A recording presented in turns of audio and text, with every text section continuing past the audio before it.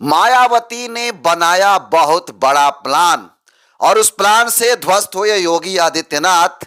और आपको बता दूं कि मायावती के इस प्लान से डर कर योगी आदित्यनाथ ने भी एक बहुत ही बड़ा ऐलान कर दिए हैं। जी हाँ, मायावती जी का प्लान क्या है और वो किस प्लान के तहत योगी आदित्यनाथ जो है ध्वस्त हो गए हैं, यानी योगी आदित्यनाथ भी डर गए हैं। और डर करके आपको बता दूं कि योगी आदित्यनाथ भी एक बहुत ही बड़ा फैसला लेकर के ऐलान किए हैं। आज के इस वीडियो में आपको तमाम खबरों को दिखाने की कोशिश करूंगा और बताने की कोशिश करूंगा बाय प्रूफ के साथ, वीडियो के साथ। लेकिन बताऊं खबर को उससे पहले चैनल पर आए नए दर्शकों को अपना परिचय दे देता हूं। नमस्कार, मेरा नाम हरेंद्र बसंत है और आप देखना शुरू कर चुके हैं धम्मा भारत टीवी। देखिए, आप सबको पता है कि किस प्रकार से बहन कुमारी मायावती जी का जो 9 अक्टूबर को रैली हुई थी, उस रैली को देखते हुए जो भीड़ आई थी, उस भीड़ से तमाम विरोधी दलों को पसीना छुड़ाने का काम किया और उसका नतीजा देखने के लिए मिला। वो चाहे समाजवादी पार्टी के समर्थक हों या फिर उनके मुखिया हों, सारे के सारे लोग भीड़ देख करके बौखला गए थे। वो चाहे कांग्रेस हो, समाजवादी पार्टी हो, भारतीय जनता पार्टी हो। और अभी फिलहाल बाबा साहब परिनिर्वाण दिवस के अवसर पर जहां आपने देखा कि किस प्रकार से उत्तर प्रदेश के राष्ट्रीय दलित प्रेरणा स्थल जो गौतम बुद्ध नगर में पड़ता है, नोएडा में, आकाश आनंद के जाने के बाद जो भीड़ देखने के लिए मिला, उससे भी लोग बौखला गए हैं। ये तो शुक्र मनाइए कि बहन कुमारी मायावती जी उस जगह पे नहीं गई, अन्यथा भीड़ एकदम बेकाबू हो गई होती। जी हाँ, और मात्र बहन कुमारी मायावती जी के सिर्फ आवाहन कर देने से, सिर्फ आवाहन मात्र से आपको बता दूं कि इतनी भीड़ आ गई, कई हजारों की संख्या में लोग राष्ट्रीय दलित प्रेरणा स्थल को जो है छापने का काम किए थे। और आपको बता दूं, कहा जा रहा है कि आकाश आनंद की जो रैली हुई थी, उस रैली में आपको बता दूं कि रैली में इतनी भीड़ आई थी कि आकाश आनंद की सुरक्षा में भी चूक हो गई थी, भीड़ बेकाबू हो गई थी। आपको बता दूं कि ये तो सिर्फ भीड़ है, आपको बता दूं कि मायावती जी गई होती तो इससे कई गुना भीड़ आ सकती थी। लेकिन मायावती जी ने 2-4 दिन पहले ही कह दिया था कि मैं नहीं आ पाऊंगी, उसका कारण भी देने का काम किया। लेकिन अब आपको बता दूं कि 9 अक्टूबर की रैली और 6 दिसंबर की रैली को देखते हुए अखिलेश यादव तो डरे ही डरे हैं, अब योगी आदित्यनाथ पर भी इसका असर देखने के लिए मिल रहा है। जी हाँ, आप सही सुन रहे हैं।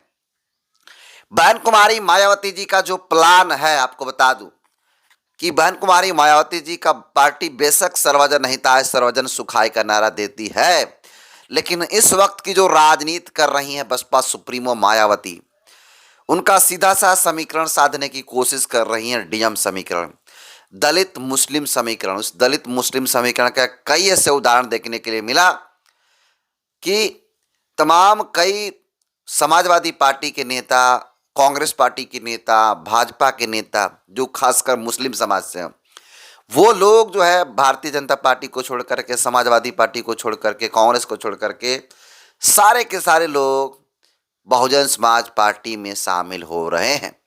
तो बहन कुमारी मायावती जी का जो डीएम समीकरण है, ये डीएम समीकरण कितना रंग लाएगा ये देखने वाली बात होगी। लेकिन जो भीड़ है, उस भीड़ के तहत तमाम लोगों के पसीना छुड़ाने का काम कर रही हैं मायावती जी। और आपको बता दूं कि मायावती जी का प्लान है डीएम समीकरण को सक्सेसफुल बनाना, और इसको लेकर के मायावती जी लगातार बैठक कर रही हैं। लोगों को एक योजना, एक कार्यक्रम चला दी हैं कि बसपा चली गांव की ओर, जो है लोगों को गांव में जाकर लोगों को जोड़ने की कोशिश कर रही है। अभी जो एसआईआर हो रहा है, एसआईआर में कोई छूट ना पाए, इस पर भी काम करवा रही है बसपा सुप्रीमो। और मायावती ने सख्त निर्देश दिया कि कोई भी व्यक्ति का वोटर लिस्ट में नाम जोड़ने से नहीं बचना चाहिए, यानी एसआईआर कराने से कोई व्यक्ति नहीं अछूता होना चाहिए। आपको बता दूं कि मायावती अभी तो 2 ही रैली की, जिसमें एक सम्मिलित खुद हुई थी और दूसरा में नहीं गई थी, आकाश आनंद जी गए थे। लेकिन अब मायावती जी का बहुत बड़ा प्लान है कि डीएम समीकरण को साधने के लिए अभी 2027 से पहले कई ऐसे रैलियां हैं जो लगातार होंगी और उसमें मायावती जी शरीक हो सकती हैं। आपको बता दूं कि बसपा के जो प्रदेश अध्यक्ष विश्वनाथ पाल भी हैं वो लगातार लोगों से मिल रहे हैं, जगह जगह कार्यक्रम कर रहे हैं। जानकारी के लिए आपको बता दूं कि इसी प्लान के तहत समाजवादी पार्टी हो, भारतीय जनता पार्टी हो, सारे के सारे लोग डरने का काम कर रहे हैं, यानी बौखला गए हैं। जानकारी के लिए आपको बता दूं कि इसको देखते हुए कि बसपा सुप्रीमो दलितों को इकट्ठा कर रही हैं, मुस्लिमों को इकट्ठा कर रही हैं, तो ऐसे में उत्तर प्रदेश के मुख्यमंत्री योगी आदित्यनाथ जी वो लगातार जो है कोशिश कर रहे हैं, दलित वोट बैंक को फिर से साधने की कोशिश कर रहे हैं। और एक मायावती जी के प्लान के बाद योगी आदित्यनाथ ने भी बाबा साहब के परिनिर्वाण दिवस पर एक बहुत ही बड़ा ऐलान कर दिए हैं। उन्होंने ऐलान क्या किया उसको वीडियो में दिखाने की कोशिश करूंगा, तो देखिए। आज हमारी सरकार एक अन्य महत्वपूर्ण निर्णय लेने जा रही है और वह निर्णय है कि उत्तर प्रदेश के अंदर जहां जहां भी बाबा साहब भीमराव अंबेडकर की मूर्तियां लगी हैं, उन मूर्तियों में अक्सर होता है कुछ शरारती तत्व आकर के मूर्तियों के साथ छेड़छाड़ करते हैं, क्षतिग्रस्त करने का कुत्सित प्रयास करते हैं। अब हमारी सरकार एक व्यवस्था बनाएगी, उन मूर्तियों की एक बाउंड्री वाल बना करके उनकी सुरक्षा की व्यवस्था करेगी। मूर्ति को जहां पर ऊपर से छत नहीं है तो उसके ऊपर एक छत्र लगाने का काम करेगी, जिससे सुरक्षित और सम्मानजनक ढंग से बाबा साहब भीमराव अंबेडकर की मूर्ति की सुरक्षा सुनिश्चित होगी। हर मलिन बस्ती को, हर दलित बस्ती को, अनुसूचित जाति बस्ती को, जनजातीय बस्तियों को हम कनेक्टिविटी के साथ जोड़ने के कार्यक्रम को, जो अगर बच गया है, यद्यपि ग्राम्य विकास विभाग ने, नगर विकास विभाग ने इन कार्यक्रमों को।